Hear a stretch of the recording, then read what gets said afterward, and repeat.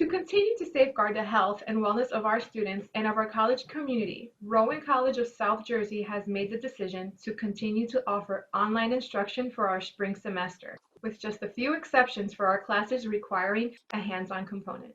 Please describe the options that students will have this spring. We are designing our semester to look pretty much like the fall term. The primary reason for this is we all need stability in our lives. We all are looking for that sense of continuity, and we are looking for that sense of safety. So what we are doing is ultimately putting together the spring semester to look like the fall.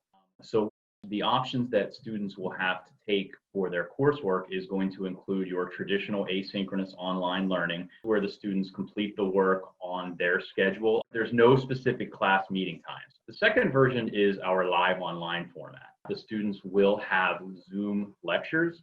They will interact one-on-one with each other and with their instructor in this virtual format.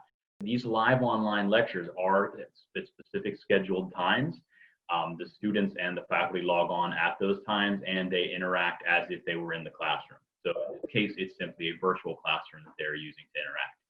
The advantage of this is it gives the interaction between individuals that we crave, but it does keep us safe and physically distant from one another.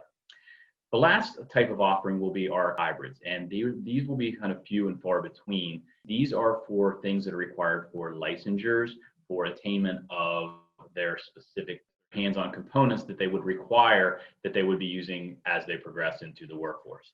So you can kind of think of these as being your allied health type fields, things such as surveying, process technology, automotive technology, for example, and a few scattered labs here and there.